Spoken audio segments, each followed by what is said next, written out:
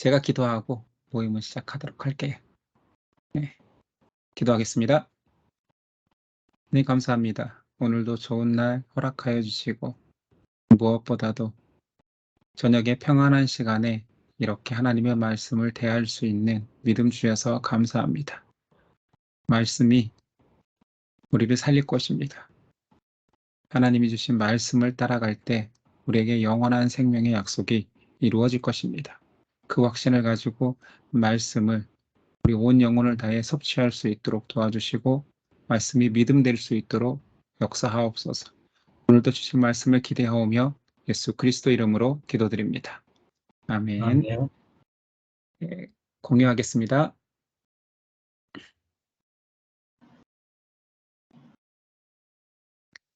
예, 잘 보이시죠? 바로 레위기 장제목부터 빠르게 복습해 본 이후에 오늘 본문 내용 같이 나눠보도록 할게요.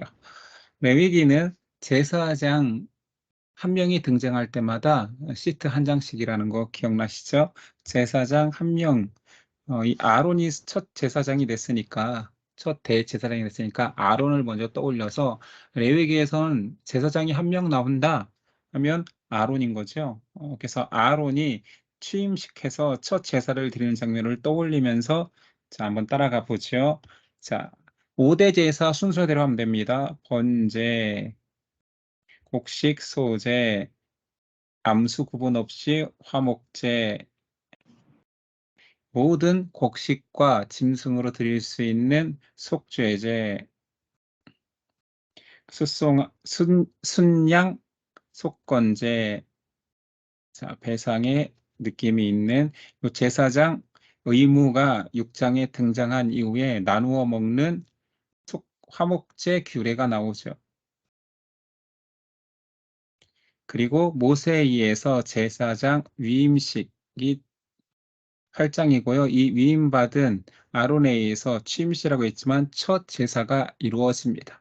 안타깝게도 아론의 첫째 아들, 둘째 아들 나답과 아비후가 하나님의 성막에서 다른 벌을 썼다가 죽는 사건. 자, 시트를 넘기기 전에 제사장 2명은 어디 있었죠? 율법의 장판 위에 누워있는 한 여인과 나병을 치료하는 정결례를 행하고 있는 두 제사장이 등장하면 됩니다. 그렇죠? 자, 두 제사장 하나, 둘 하면 11에서 20장. 한번 볼까요? 장제목은 토끼와 돼지로 상징되는 먹어서는 안 되는 가축. 그래서 이게 부정한 짐승. 이거는 부정하다라는 것은 먹을 수 없는 부정한 짐승. 자, 산모죠. 이거는 산모의 정결규례. 그래서 산모 부정기간. 장제목은 이렇습니다. 부정기간. 남아하고 여하고 달랐던 거 기억나시죠? 8은 나병. 나병규례. 그리고 그 나병을 회복됐다라고 선언해주는 나병의 정결규례. 제사장에 의해서 선언되죠. 그리고 여기는 피가 묻어 있는 이것이 유출병. 유출병에 대한 규례고요. 이것은 대속죄일 일에 사용되는 두 마리의 염소입니다. 염소 1, 염소 2. 그래서 하나는 아사셀의 염소라고 하는 그것을 오늘 배울 겁니다. 아사셀 염소 하면 떠오르는 것은 대속죄일. 그리고 피를 먹지 말라. 피 금지. 그리고 짐승과 그러니까 수간이라고 하죠. 수간 금지. 문신이 보이십니까? 문신 금지. 물론 이 안에는 율법의 내용들이 굉장히 많지만 이 그림 안에서 이런 내용들이 여기 있었구나라는 걸 기억하게 하는 거죠. 그 다음에 여기는 무당 금지. 사실은 율법에서 죽여라라고 명령했던 사람들의 목록들이 여기서 20장에서 나오는 거예요. 그리고 레위기 30장은 21장부터 27장까지 있는 제사장 3명이 차트를 들고 있죠. 그 차트 그림을 기억하시면 됩니다. 자, 1명, 2명, 3명이 있으면 21장부터 30장까지가 아니라 27장이 끝나기 때문에 이렇게 27장으로 외우시면 되고요. 제사장법에서 차트 두 개를 들고 있는데 첫 번째는 뭐뭐 하지 말라. 금지법 뭐뭐 하라. 라고 구분하시고 두 개라는 것을 떠올리시면 되고요. 이건 3대절기는 배웠지만 구체적인 7대 절기 잘 안 떠오르겠죠. 그래서 여기서 바나나가 한 송이가 떨어졌다. 가마에서 그 7대 절기가 그 밑에 떨어져 있었지라고 외워야 장제목이 떠오를 거예요. 여기 눈과 입이 강조되고 있습니다. 눈에는 눈, 이에는 이.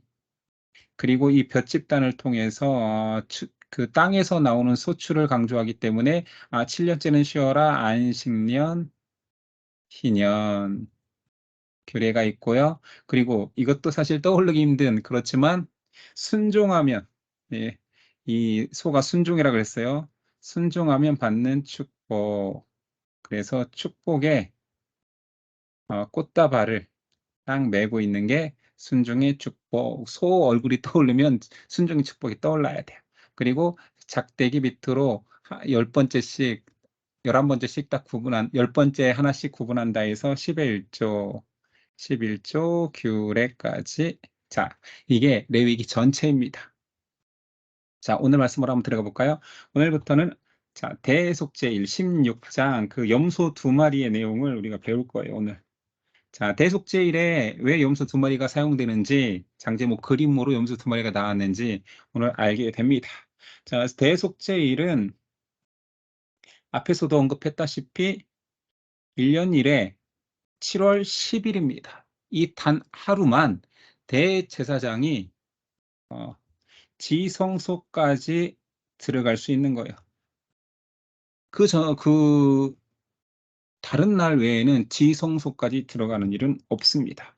다 성소에서 향 피우고 등 피우고 그다음에 떡상을 놓고 이렇지 지성소까지 1년에 한 번 7월 10일 날 유대력이겠죠. 유대력 7월 10일 날 대속죄일로 지정하여서 대제사장이 그 지성소까지 들어가 속죄의 일을 행하는 거죠. 2절 읽어볼게요.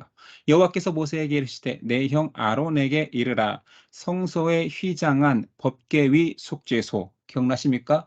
휘장 안에 법궤가 있잖아요. 언약궤라고 다 하는 그 법궤의 뚜껑 역할을 하는 그 위가 속죄소라고 했잖아요. 죄가 사여지는 속죄소 앞에 아무 때나 들어오지 말라. 그리하여 죽지 않도록 하라. 이는 내 구름 가운데서 속죄소 위에 나타남이라. 그 속죄소 위에서 구름 기둥과 불 기둥이 임하였고 거기서 구름 기둥, 불 기둥이 이동하면 이제 다 성소를 걷고 이동했다라는 거, 이것은 우리가 출애굽기에서 배웠죠.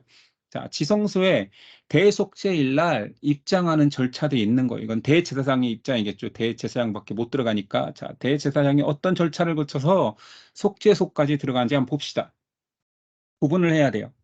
자, 제사장을 위해 제사를 2번 드리고요. 회중을 위해 2번 드려요. 근데 보세요. 여기는 속죄제, 번제, 속죄제, 번제. 2번이 있다라는 거잖아요. 제사장이 속죄소까지 들어가기 때문에 완전히 자신을 위해서 속죄하고 나서 들어갈 수 있어요. 그래서 숫송아지 속죄제를 가지고 제물을 잡습니다. 그리고 그 제물에 피를 받아요. 그러니까 이것을 순서를 조금만 제가 한번 설명하면서 바꿔볼게요. 자, 대제사장이 이건 지금 준비잖아요. 준비니까 이거를 재물을 준비하라는 거고 우선 몸을 씻어야 되겠죠. 근데 대제사장의 의복 기억나십니까? 세마포 위에 뭐 흉패도 하고 에봇도 있고 뭐 파란색 에봇 위에 흉패를 하고 이렇게 화려하잖아요. 근데 이 날만큼은 대제사장은 세마포 옷만 입어요. 굉장히 하얀 세마포 옷만 입습니다. 이것은 뭐 성결을 상징하기 위한 거죠. 자, 너도 대제사장이라 할지라도 평소에 대제사장이 아니라 그냥 그 하나님께 나아가 숙제를 구하는 한 인간의 모습으로 겸손하게 나아오라라는 의미겠지요. 세마포에 하얀 옷만 입고 대제사장이 속죄소를 들어가는데 순서를 꼭 기억할 필요는 없지만 내용을 한번 해봅시다. 대제사장이 몸을 씻고 세마포만 딱 걸치고 숫송아지 속죄제를 잡을 때 피를 받아서, 자, 대제사장이 해야 되는 것은 뭐 옷을 먼저 입어야겠죠. 옷을 입고, 이걸로 안 되겠네. 자, 한번 봅시다. 옷을 입은 다음에 향로를 먼저 피웁니다. 이 향은 성소 안에 있는 향이 아니라 이때 속죄제에 쓰이는, 속죄제도 번제단에서 드려야 될 거 아니에요. 불을 피우잖아요.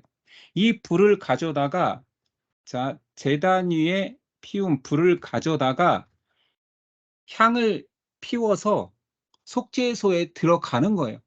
그러면 그 향을 속죄소에 피우면 향으로 가득하게. 아무리 그 하나님 앞에 나아가서 준비됐다 할지라도 대제사장조차 향이 가득하다라는 것은 뿌연 연무가 가득해서 가리워진다라는 거잖아요. 하나님 앞에 나아갈 존재는 없어요. 그래서 사람이 나아가기 때문에 연무로 그 속죄소 안을 가득 채운 다음에 들어가는 거예요. 한번 읽어볼게요. 향로를 가져다가 여호와 앞 제단 위에서 피운 물을 그것에 채우고 또 곱게 간 향기로운 향을 두 손으로 채워가지고 휘장 안에 들어가서 여호와 앞에서 분향하여 향연으로 증거궤 위 속죄소를 가리게 할지니 그리하면 그가 죽지 아니할 것이요. 허락은 했지만 죄인이 하나님 앞에 독대할 수 없습니다. 그러니까 향연으로 가리는 거예요. 대제사장이 먼저 향으로 번제단의 불을 가져다가 향을 피워서 향으로 가립니다.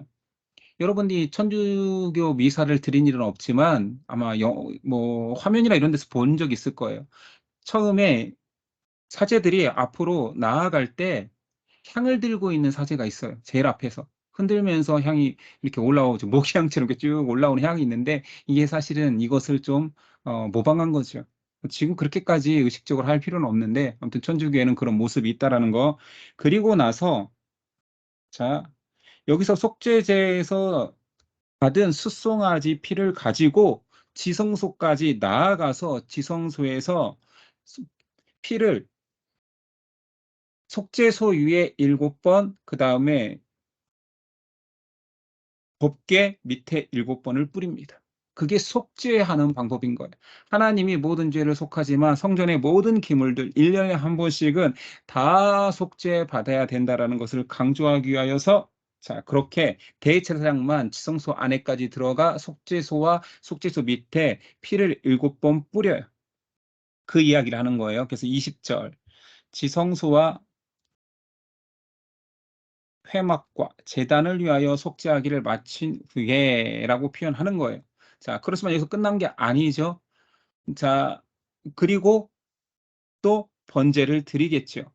이렇게 끝나는 것이 아니라 또 회중을 위해서도, 자, 여기서는 회중에서 이제 좀 바뀌는 부분이 있는 거죠.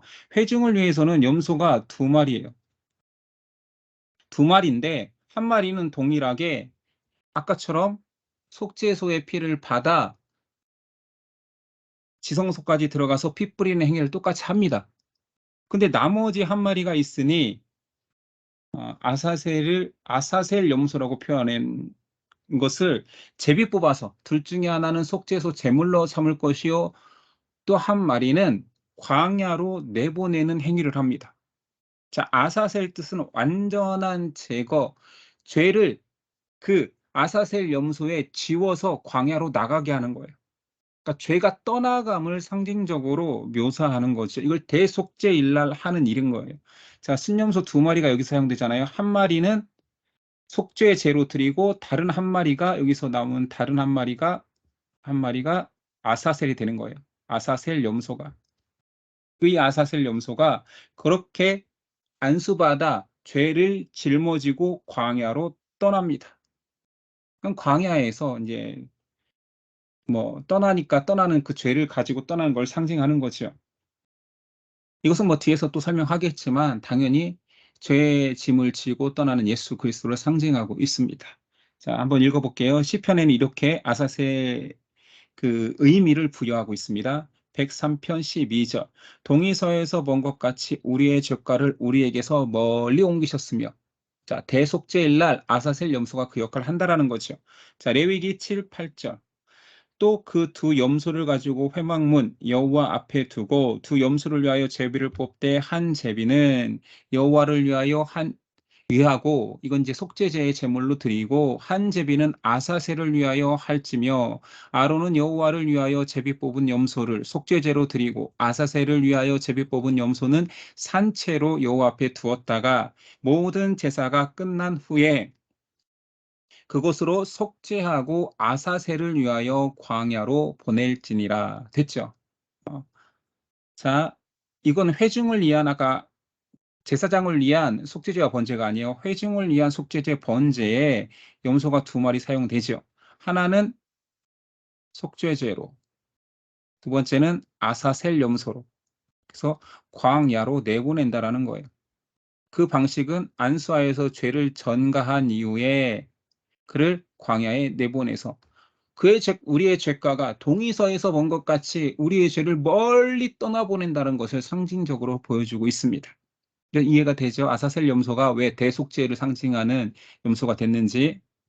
자, 대속죄일의 의미, 대자가 붙었으니까 큰 안식일로 1년 단 한 번 지성소 안 속죄소까지 들어가 모든 백성과 성막의 속죄가 이루어지는 거예요.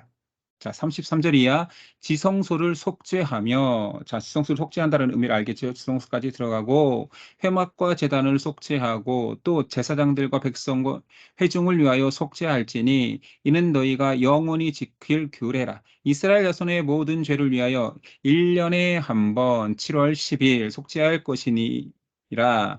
아론이 여호와께서 모세에게 명령하신 대로 행하니라 라고 되어 있습니다. 자, 대속을 완성하신 예수 그리스도가 사실은 속죄제의 제물도 예수 그리스도죠. 맞죠?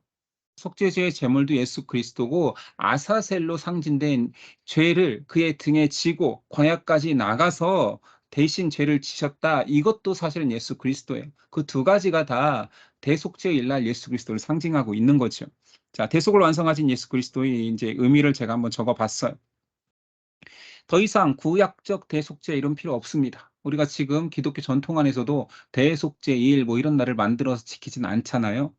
예수님께서는 대제사장으로, 자, 이건 히브리서에서 강조되는 예수님의 역할 다 알고 있잖아요. 참 대제사장으로 오셨다라고 했잖아요. 십자가에서 자기 피로 영원한 속죄, 밑에 나오지만 예수님께서 그리스도의 몸으로 참 대제사장만 된 게 아니라 참 제물도 되셨지요. 히브리서 9장 12절. 염소와 송아지의 피로 하지 아니하고 오직 자기의 피로 영원한 속죄, 자기의 피로 영원한 속죄를 이루사 단번에 성소에 들어가셨느니라. 단번에 이루셨기 때문에 이 속죄의 행위를 또 할 필요는 없습니다.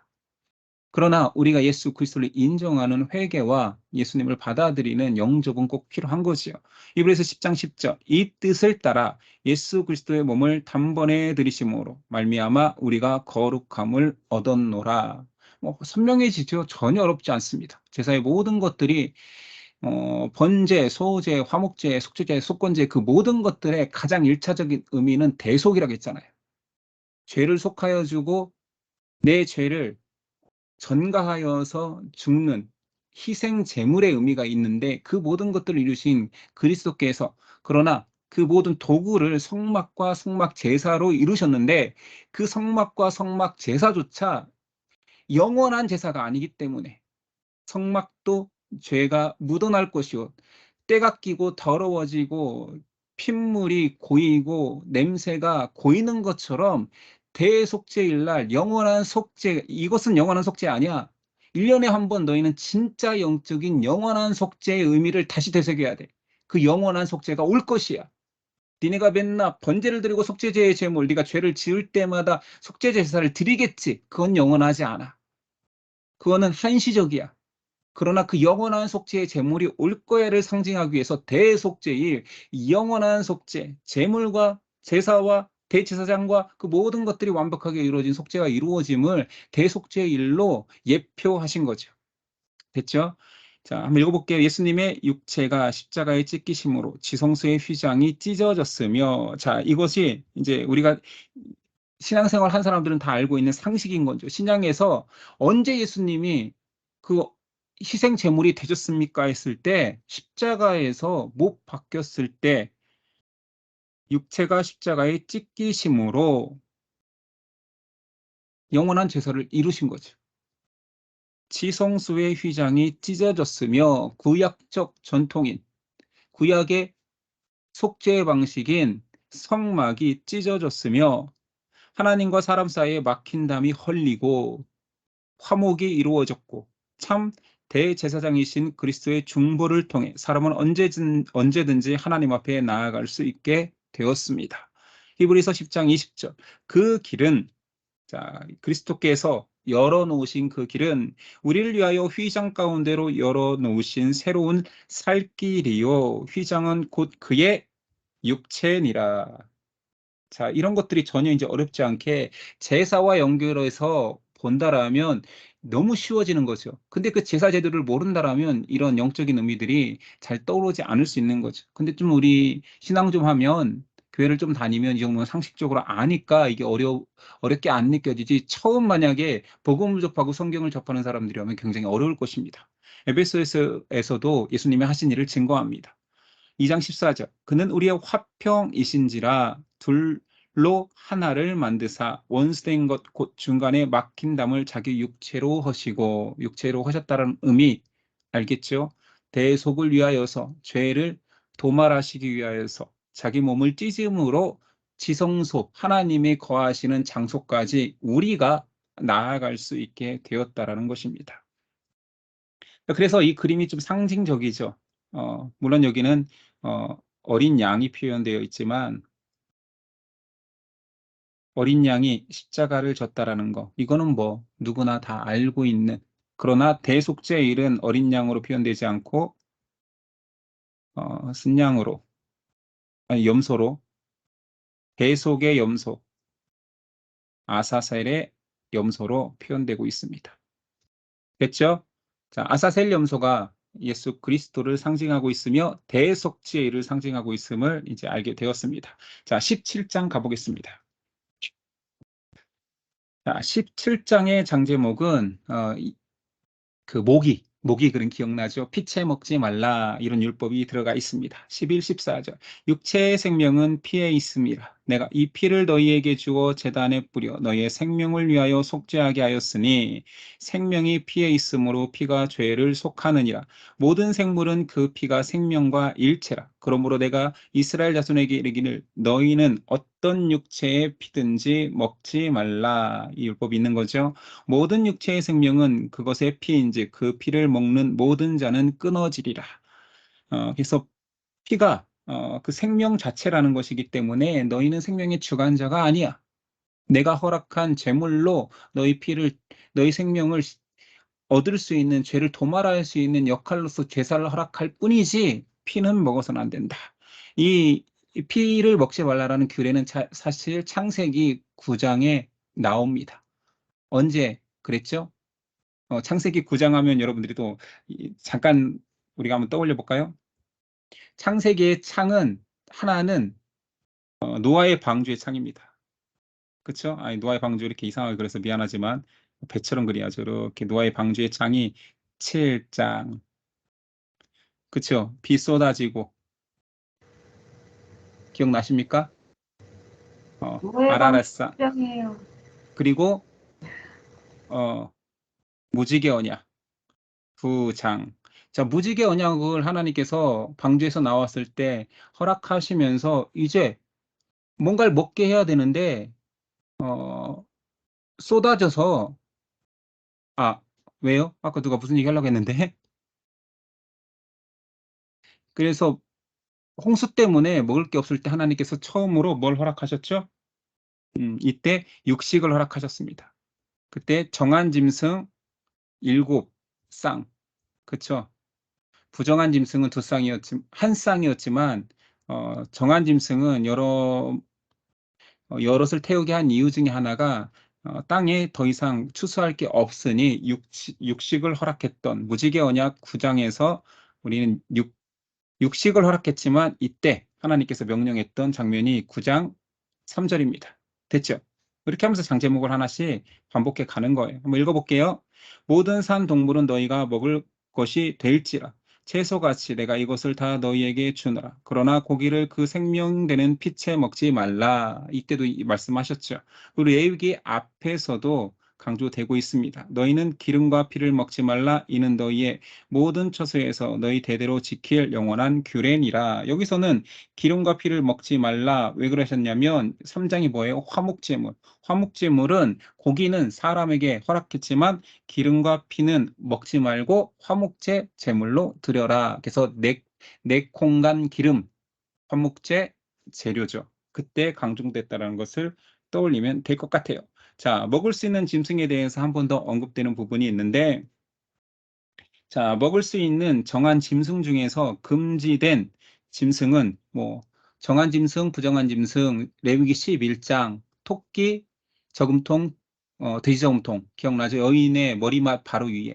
근데 사실 이게 잘 안 떠오르면 여인의 그 시트를 했을 때 안 떠오르면 저는 이렇게 어떤 기억도 나는 것 같아요. 레위기 11장 하면 이게 젓가락이잖아요, 젓가락.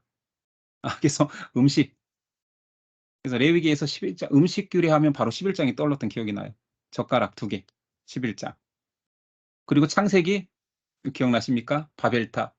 이렇게 바벨탑 11장. 이런 식으로 연상해서 외우면 바로바로 떠오르는 장들이 있죠. 한번 읽어볼게요. 15절 이해합니다. 또 스스로 죽은 것이나 들짐승에 찌겨 죽은 것. 자, 정한 짐승이지만 먹어도 되는 짐승이지만 먹으면 그 중에서도 먹어서 안 되는 것은 죽은 건 안 된다는 거예요. 딱 봐도 죽은 건 상할 수도 있잖아요. 들짐승에 지금 바로 죽은 것을 죽어서 썩은 게 아니라도 들짐승에게 찢겨 죽은 거. 내 앞에서 찢겨서 웬 떡이야.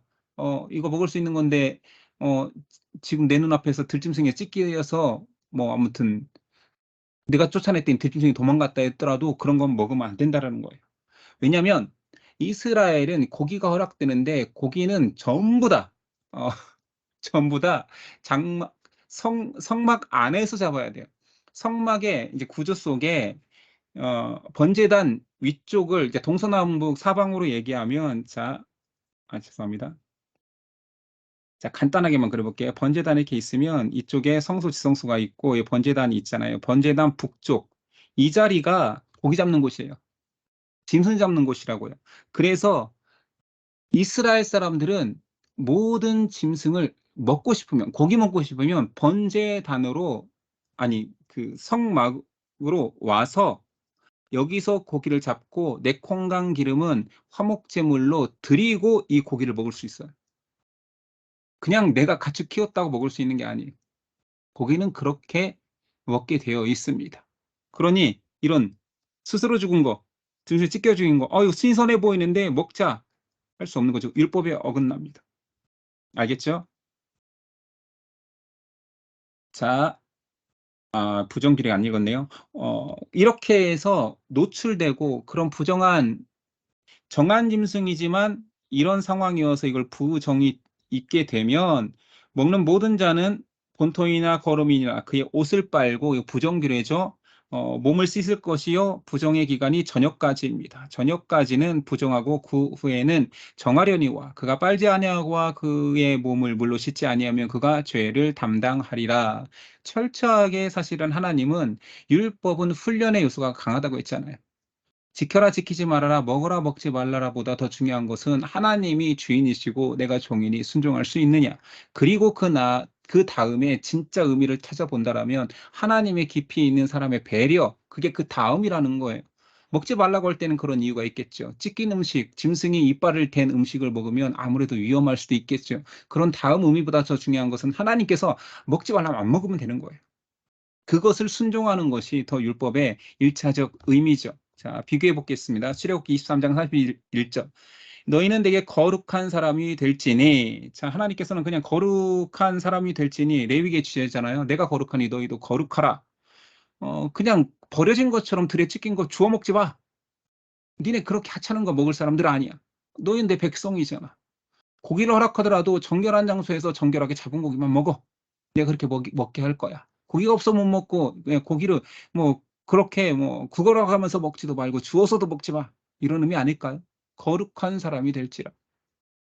짐승에게 찢긴 고기를 먹지 말고 그것을 뭐 하라고요? 이건 굉장히 우리로도 똑같은 표현이잖아요. 개나 주래요.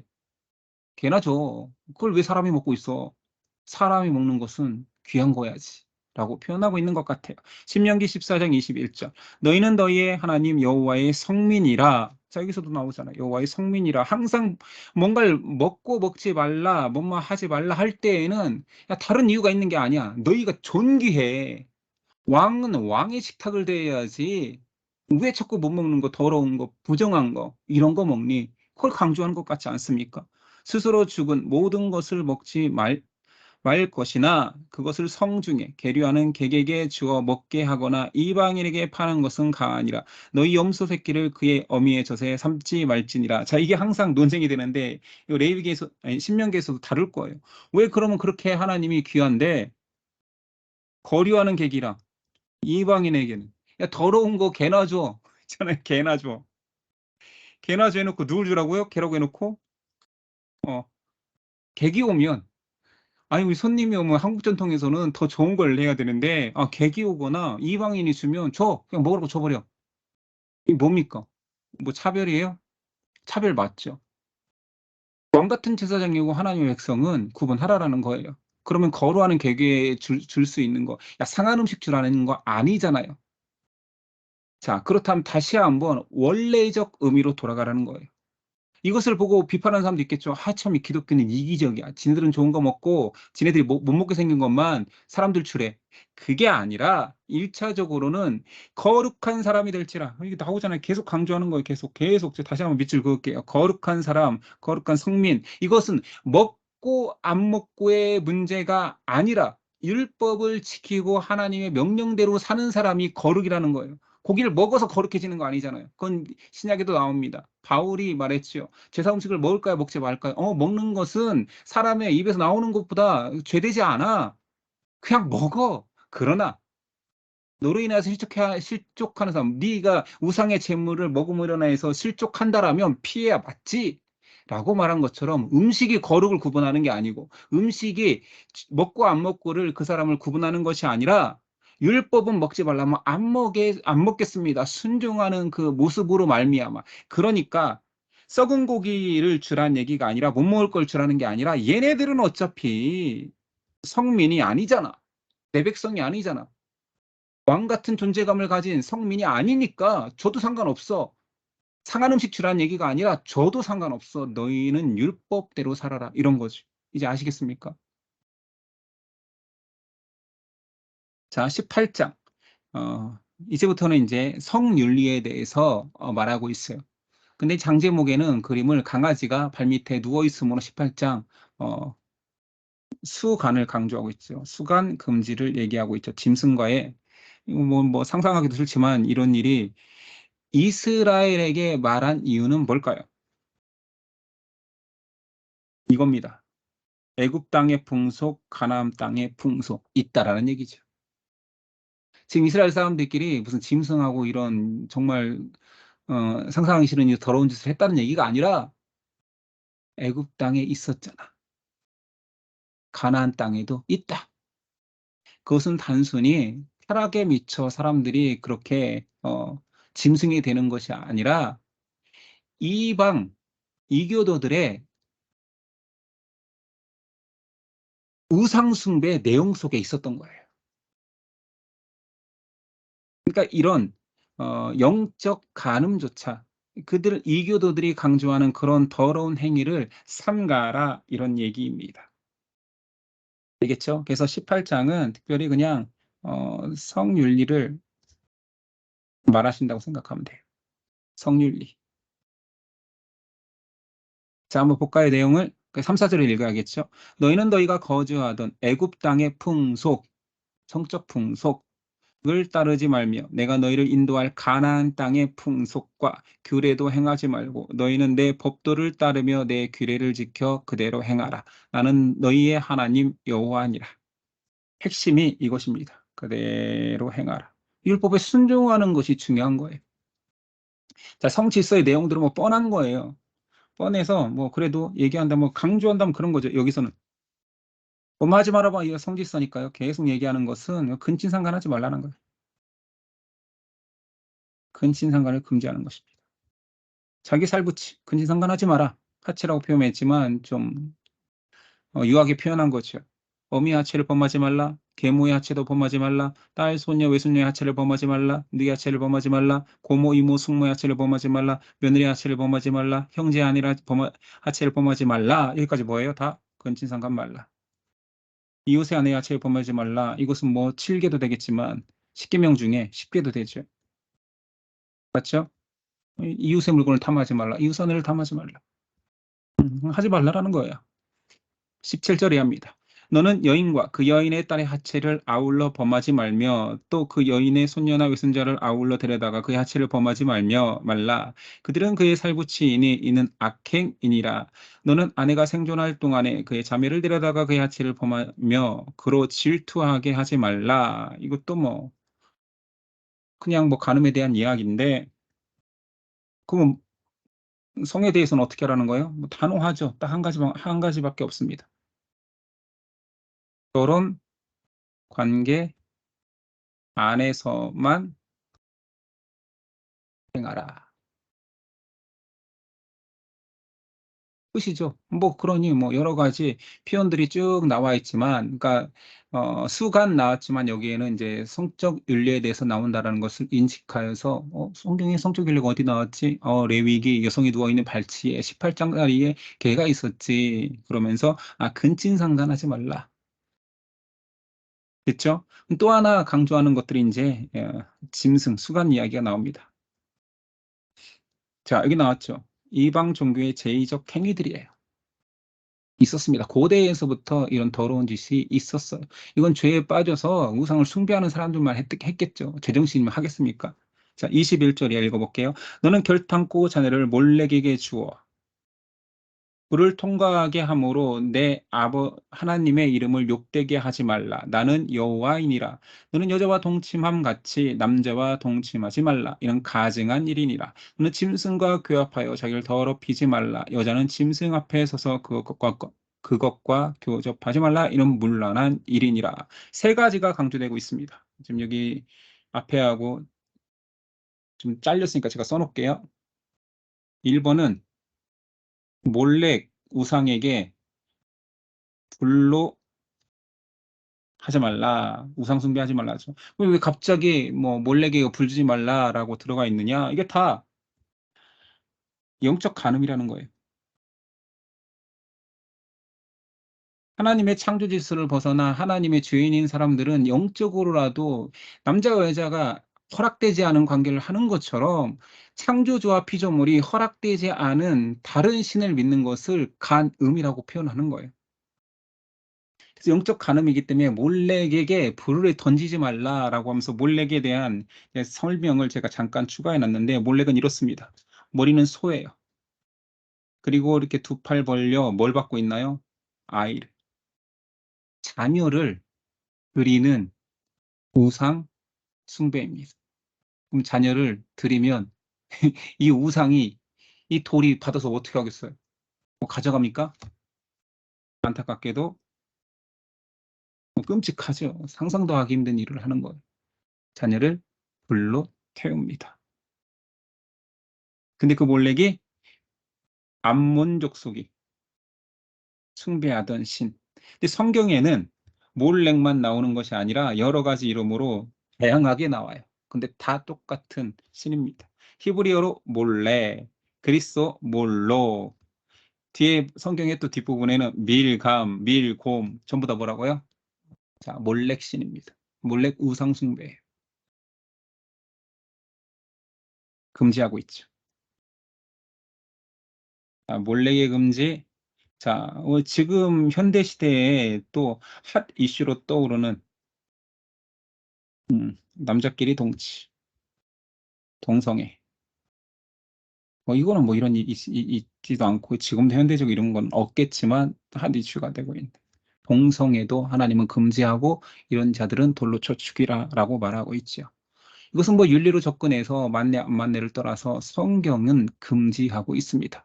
지금 뭐 여러 가지 우리가 조금만 확장해 생각한다라면 지금 뭐 돼지고기 못 먹게 하고 있잖아. 레위기 11장에서 돼지고기 못 먹잖아요. 토끼 못 먹잖아요. 우리 어머니가 자꾸 토끼즙을 짜서 보내주시는데 제가 안 먹어서 썩어서 버리고 있는데 여러분 드실 분 있으면 언제든지 드십시오. 제가 드리겠습니다. 무슨 목사가 먹지 말라는 토끼즙을 성도에게 주느냐 하겠지만 버리는 것보다 필요하신 분이 드시면 좋잖아요. 먹어도 됩니다. 모든 음식이 사실 우리를 더럽게 하는 게 아니라고 신약에서 얘기해 주니까. 그렇다면 동성애도 그렇게 접근해야 될까요? 시대가 바뀌었으니 시대가 말하는 문화적 죄, 윤리적 죄가 바뀌고 있으니 동성애는 죄가 아니라 말할까요? 그렇게 판단해야 될 게 있고 아닌 게 있죠. 이것은 사실 동성애는 모든 가정, 하나님의 남성과 여성을 만든 하나님 창조의 질서까지 깨뜨리는 일이기 때문에 동성애는 죄가 맞습니다. 자, 오늘은 그 얘기가 아니니까 내용이 이런 내용들이 여기 있다라는 걸 알고, 자, 한번 들어가 봅시다. 몰렉이 얼마나, 이스라엘에게 영향을 줬으면 계속 등장합니다. 왕상 11장 5, 7절. 아몬에 가증한 밀곰, 그 다음에 암몬에 가증한 몰록, 다 앞에서 언급했으니까 알겠죠, 이제 얘가 뭔지. 레위기 예레미야 49장 1절. 암몬 자손에 대한 말씀이라 여호와께서 이와 같이 말씀하시되 이스라엘이 자식이 없느냐 상속자가 없느냐 말감이 갓을 점령하며 그 백성이 그 성읍들에 사는 것은 어찌 됨이냐. 다 우상에 대한 하나님의 책망인 거죠. 사도행전 7장 43절.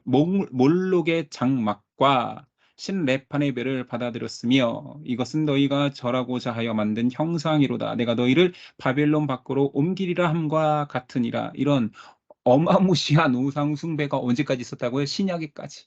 사도행전에 몰록의 장막이 아직도 존재한대요. 자, 그럼 하나님이 여기서 간단한 이제 소결론을 사실 성경에서 맺고 있어요. 가나안 진멸의 이유를 힌트를 주고 있죠. 24절이야.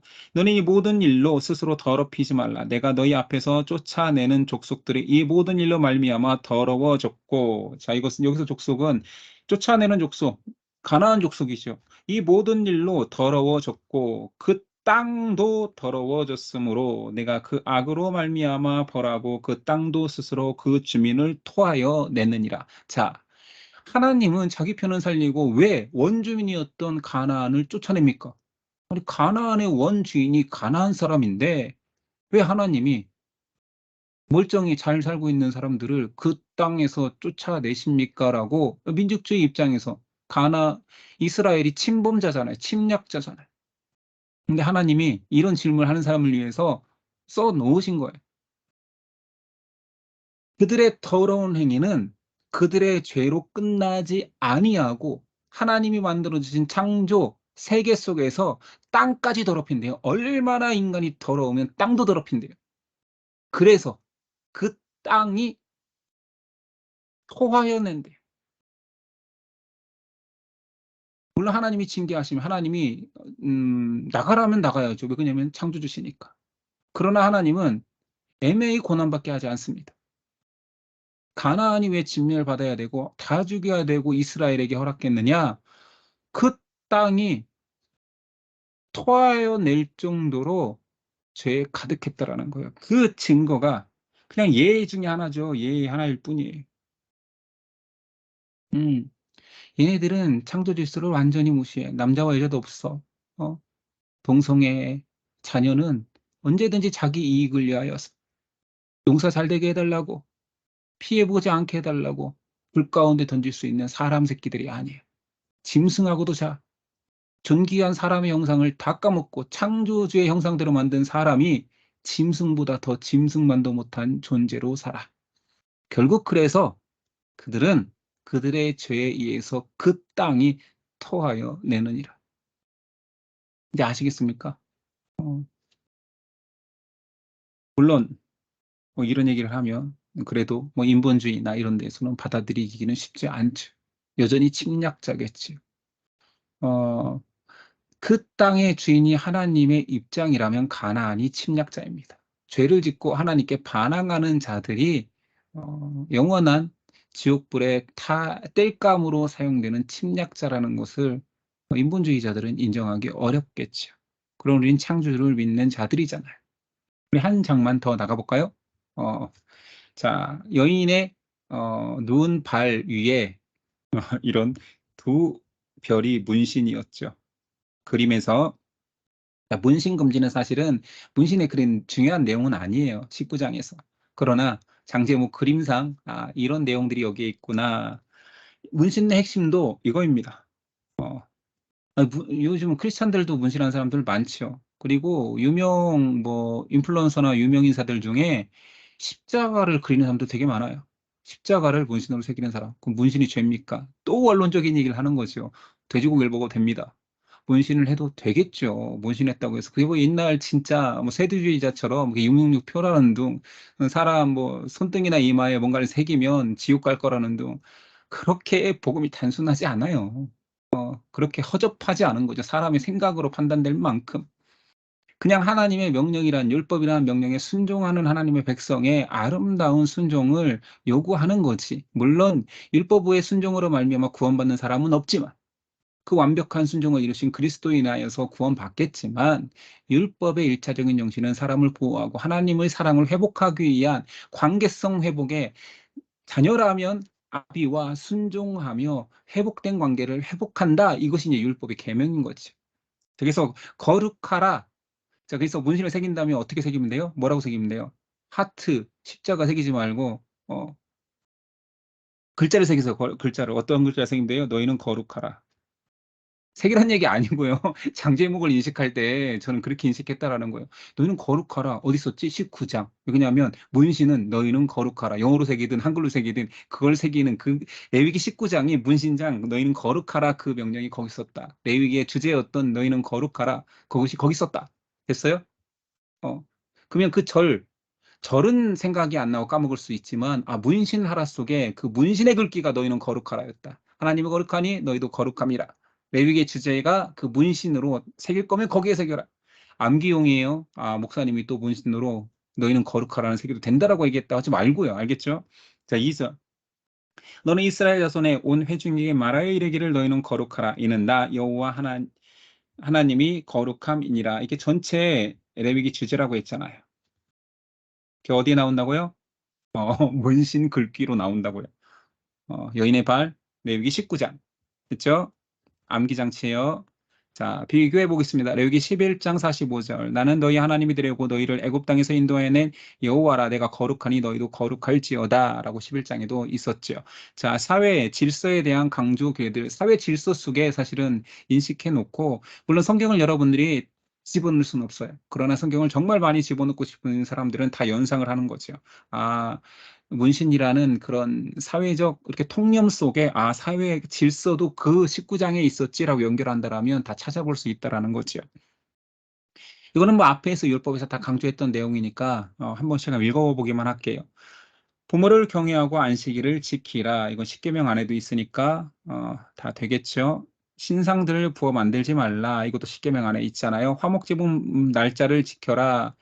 기억나십니까? 감사제는 이틀까지, 당일까지 먹을 수 있고 소원제는 다음 날까지, 3일까지 먹을 수 있었습니다. 가난한 자에게, 잘못 말했네요. 당일까지니까 이틀째 날은 안 되고, 자, 다음 날까지 되는 것은 3일째 날은 태워버려야 됩니다. 가난한 자에게 열매를 남기라. 이게 참 율법의 정신을 잘 나타내는 것 중에 하나예요. 율법의 정신은 하나님 사랑, 이웃 사랑입니다. 그렇죠. 율법의 내용은 여러 가지지만 율법의 정신은 예수님께서 말씀하셨죠. 하나님 사랑과 이웃 사랑으로 완성되었느니라.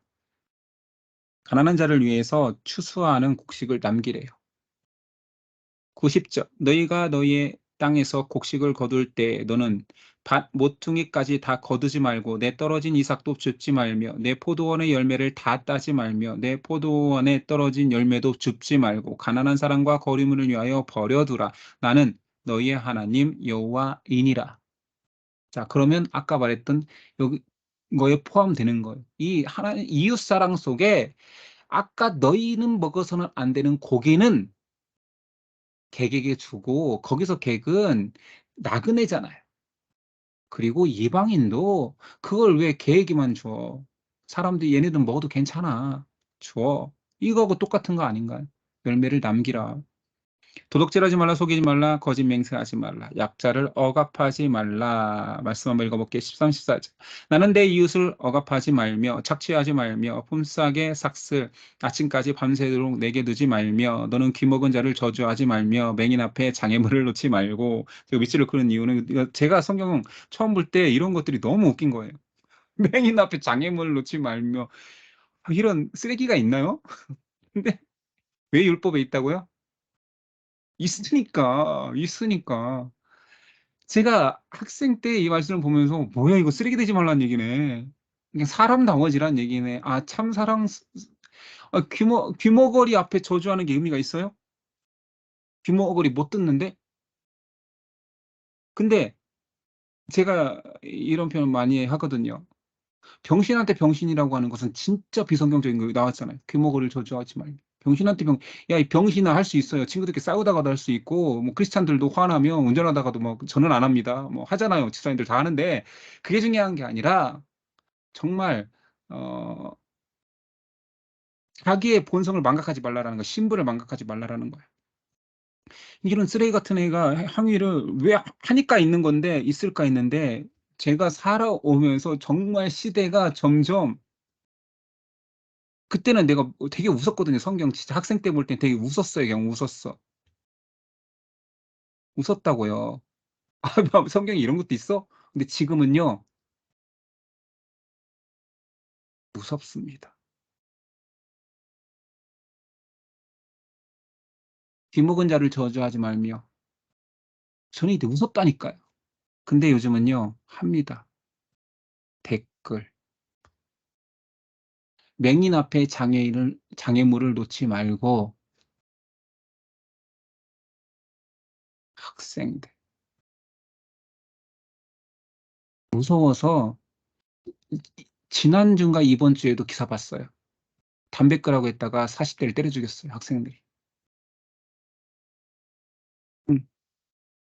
제가 그때 학생 때는 뭐 세상이 뭐 핑크빛이어서 몰랐는지 모르지만 점점 성경에 써 있는 것은 과격하거나 오버스럽지 않고 그냥 사람을 그냥 있는 그대로 드러내고 있다는 생각이 들어요. 그래서 저는 성경의 내용들이 무섭습니다. 성경에 어떤 일이 있는지 아십니까? 아까 몰래기 나왔죠. 불에 태운다. 성경의 뒤에 가면 선지자들이 나올 때에는 자기 자녀를 삶아 먹는 어미들도 나옵니다. 저는 웃었습니다. 그러나 점점 무섭습니다. 자, 빈부와 상관없이 공의로 재판하라. 비방하지 말며 피 흘려 이익을 도모하지 말라. 그냥 사람 되라는 얘기잖아요. 사람 사랑하라. 미워하지 말며 서로 사랑하라. 이게 뭐 결론과 같은 말씀인 거지요. 17절 이하입니다. 너는 내 형제를 마음으로 미워하지 말며 내 이웃을 반드시 견책하라. 그러면 내가 그에 대하여 죄를 담당하지 아니하리라. 원수를 갚지 말며 동포를 원망하지 말며 내 이웃 사랑하기를 내 자신과 같이 사랑하라. 나는 여호와니라.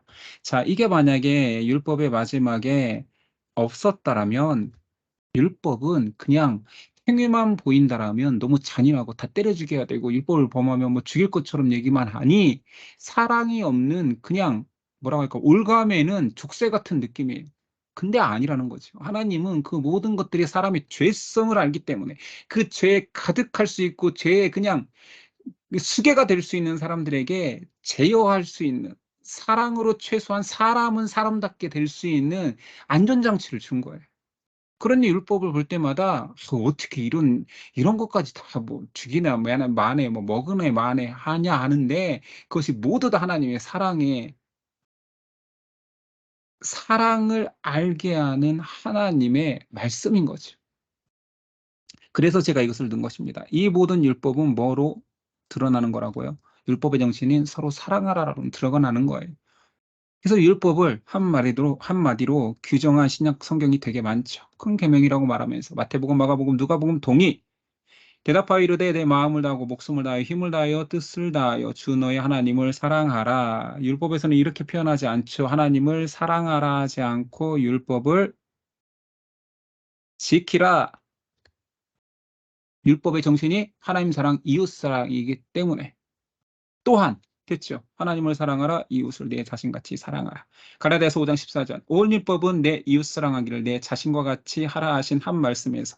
자, 온 율법 됐습니까? 사랑으로 완성됐다니까요. 야고보서 2장 8절. 너희가 만일 성경에 기록된 대로 내 이웃 사랑이를 내 몸과 같이 하라 하신 최고의 법을 성경에 기록된 대로, 여기서 야고보에서 말하는 성경은요, 이때는 신약 성경이 있을 때가 아니에요. 구약 성경 율법에 기록된 대로 최고의 법을 잘 지키면 잘하였거니와 라고 표현하는 거지. 이제 아시겠습니까? 율법이 뭐냐고 묻거든, 아이들이 율법이 뭐냐고 묻거든, 악한 사람들에게 하나님을 사랑할 수 있는 방법, 사람을 사랑할 수 있는 방법을 하나님께서 그 시대에 맞게 그 시대 사람들에게 상세하게 적어준 것이야. 율법이 무서운 것이 너무 많은 것 같아요. 정말 이거 지키라고 준 거야. 거기서 정신을 잘 살펴봐. 그것은 사람을 사랑할 수 있는, 사람이 사람다워질 수 있는, 하나님이 거룩하니 너희도 거룩하라, 내 백성은 이 정도는 거룩해져야 된다라고 말하는 하나님의 사랑의 기본을 주신 거지. 10번 종자를 섞지 말라, 가축도 섞지 말라, 여러 동물을 교배하지 말라, 밭의 종자도 심지어 옥감도 섞지 말라. 여기서 뭐가 드러나나요? 하나님의 섞는 것을 너무 싫어하시는, 섞이는 것을, 겸하여 섬기는 걸 싫어하는 하나님의 성품이 드러나는 거죠. 과목의 열매를 기다리라. 넷째 해에는 그 모든 과실이 거룩하니 여호와께 드려 찬송할 것이며, 다섯째 해에는 그 열매를 먹을지니 그리하면 너희의 그 소산이 풍성하리라. 나는 너희의 하나님 여호와이니라. 자, 넷째 해까지, 자, 씨를 뿌리면 넷째 해까지 기다리는 의미는, 그러니까 야, 열매 실하지도 않은데 그걸 따먹지 말고, 그런 의미가 아니라 아까 뭐라고요? 가나안 땅이 더러워졌다고. 가나안 땅이 죄에 만연했기 때문에 거기서 올라오는 땅이 가나안을 토해버릴 정도로 그 온 땅이 저주받고 죄에 물들었으니 니네가 씨앗을 뿌려도 기다려. 다섯째까지. 그때에서 그만큼 하나님은 가나안과 이스라엘을 구분시키고 싶은 거예요. 섞이지 말아라. 심지어 땅에서 올라오는 과실조차도 섞이기 싫어. 하나님은 거룩을 이야기하시는 거예요. 점을 치지 말라, 술법을 행하지 말라, 머리를 둥글게 깎지 말고 수염을 손상치 말라. 이것도 이방 제의입니다. 이방 제사의 의미, 제의예요. 머리를 둥글게 깎고, 뭐 수염 깎고, 뭐 이렇게 몸을 상하게 하고, 이런 것들이 다 우상 숭배의 내용이었습니다. 문신하지 말라, 그게 장제목이니까 제가 적어 놓은 거고요. 딸을 더럽혀 창녀가 되게 하지 말라. 안식일을 지키고 내 성소를 귀히 여기라. 신접한 자와 박수를 믿지 말라. 노인을 공경하라. 또 뭐 한번 읽어볼까요? 32절. 너는 샘머리 앞에서 일어나고 노인의 얼굴을 공경하며 내 하나님을 경외하라. 나는 여호와니라. 여기서는 사실은 질서의 하나님을 말하는 거죠. 그렇죠? 공정하라. 기억나십니까? 재판법의 핵심, 장제목 재판법의 핵심이어서 거기서 가르쳤던 것은 공정이었습니다. 공정한 저울과 공정한 추와 공정한 에바와 공평한 흰을 사용하라. 나는 너희를 인도하여 애굽 땅에서 나오게 한 너희 하나님 여호와이니라. 오늘 여기까지를 나누겠습니다. 자, 얼굴 보시고 우리가 잠깐 오늘 내용을 나눠볼까요? 자, 볼륨을 켜시고 장제목 떠오르는 걸 한번 제가 빨리빨리 한번 물어볼게요. 대속죄일에 회중을 위해서 염소 2마리를 준비하는데, 한 마리는 회중을 위한 속죄제 제물로, 다른 한 마리의 염소는 뭐라고 칭합니까? 아사셀 염소. 예, 아사셀, 멀리 떠나보내는, 광야로 떠나보내는.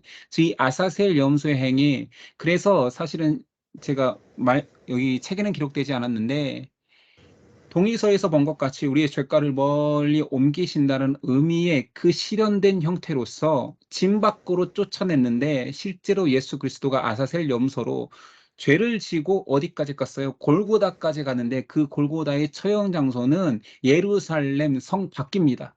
진 밖이에요. 그렇게 진 밖에까지 십자가, 아사셀 염소가 죄를 짊어지고 가듯이 골고다 언덕을 올라서 진 밖에서 죽임을 당하지요. 자, 그 아사셀 염소, 또 뭘 물어봐야 될까요? 오늘은 좀 그래요. 많이 강조된 내용 중에 하나니까, 암몬의 우상의 이름은 몰렉. 네, 미음으로 시작하는 모든 것들을 다 대면 돼요. 몰렉, 또 뭐 있나요?